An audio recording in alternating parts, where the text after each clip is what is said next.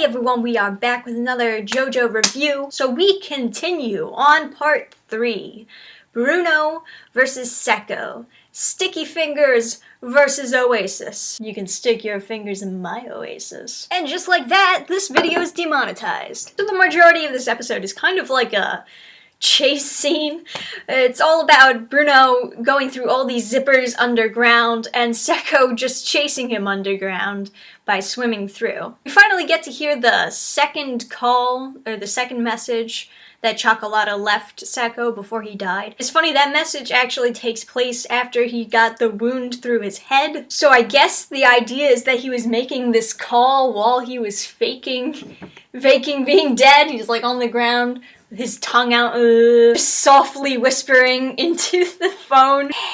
And Secco does not give two shits about Chocolata's death. He's just like, you know what? I guess he wasn't that great after all. But before Chocolata died, he also told him that they were all meeting at the Coliseum and that they have something there that's the secret key to defeating the boss, and Chocolata and Secco wanted themselves to defeat the boss eventually, so now Secco's heading to their Coliseum to find out what the heck's going on there. And thus starts the chase scene.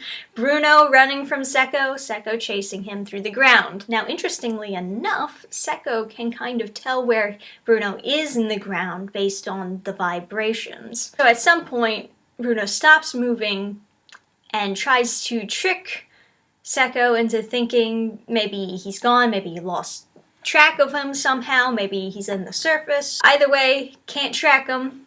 And that's when Secco just starts taking some clumps of stone that he softened and putting it in his mouth, and holy shit, he has a long tongue. This is kind of smart. He like spits it out into the air, and once he actually is not touching it, it becomes hardened again.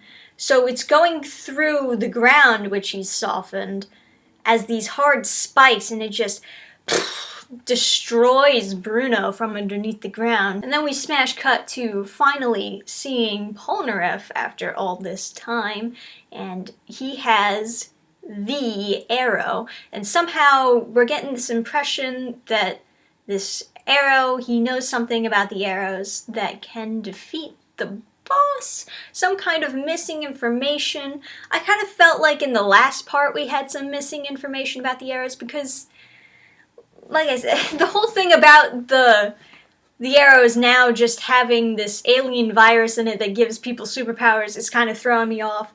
But in the last part, I was under like the impression that the arrows had something spiritual in them, because the arrow for Kira seemed to have like wants and needs, and it actually out of its own will goes up Kira's arm and gives him a second ability. We do get to see like full shot of Polnareff. Got like the scar on his right eye, and it looks like he has some kind of eye patch, like, but it's see-through, so it kind of ruins the point of having an eye patch. And I don't know, maybe he like checks people's power scores with it. And he's got 2 mechanical legs. It seems a shame to have 2 mechanical legs and then be in a wheelchair. It's like, man, I spent all this money on all these mechanical legs. I can't even use them. Yeah, Polnareff looks cool. I'm wondering what he's been through these past few years, and hopefully in the next episode we'll meet up with him and get to see. So eventually, Secco catches up with Bruno, and one of the reasons why Secco catches up with Bruno is because he's distracted. It looks like he's starting to melt. As we go on later, it seems as though his body is just decaying. Like he's actually just running out of time to be on this earth as a zombie. Kind of funny when you think about it. It's like Secco never really had a chance. Bruno's a zombie. What are you gonna do? So they're on the surface, and Bruno kind of led him to, I guess, a crowded car place. High traffic area. And he uses one of the cars that was flipped over. He punches a hole in the tires, boom, bursts Secco's eardrums, so he can't track him anymore. And out of mistake, Secco accidentally goes after a car, gets his leg run over, and he's partially immobilized. We kind of have this funny scene where Bruno is walking up to Sekko, and in total anime fashion, Bruno is saying everything that he's going to do and explaining everything that happened, and Sekko is kind of just repeating him without even knowing and like talking over him. It's like, and it like gets to the point where Bruno's just like, okay, stop talking. Just stop. So out of desperation, Sekko looks on to the tourists to the left of him to kind of pick out a hostage. And holy shit, there's Doppio.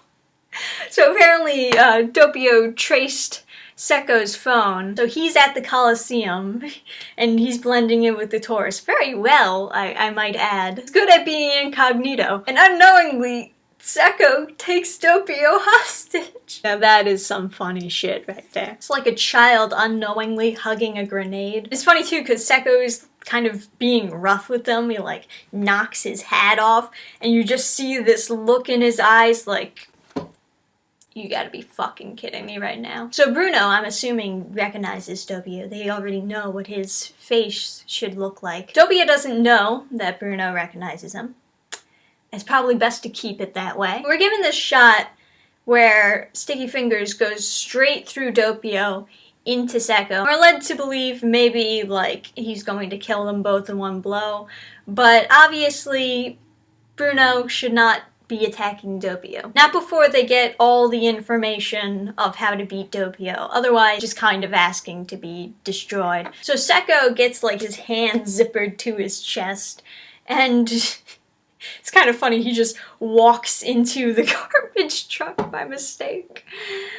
It's almost like the garbage truck was there to pick him up with the way that it was done. But Doppio's fine, like he zippers his chest back up and he kind of predicted that's what Bruno would do. He wouldn't, you know, he figures, oh, Bruno would never kill a kid like me, just some random tourist guy. But now he's on the ground and it looks like his body is decaying, that he's out of time.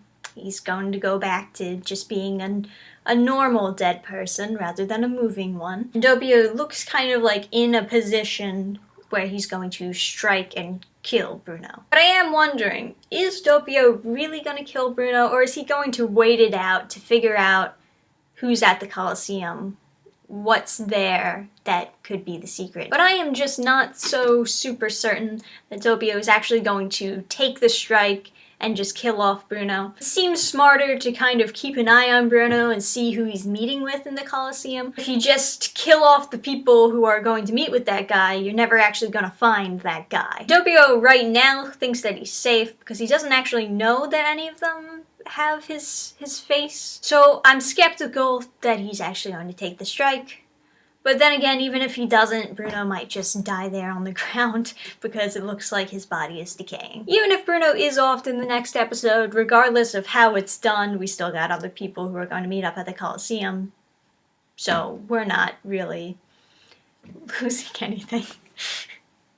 Sounds so mean when I say it that way, but... So, let me know your thoughts about the episode and what you think is going to happen next, assuming that you haven't read the manga and already know. And as usual, remember to like the video, because that helps. Thank you all for watching. I'll see you guys next time.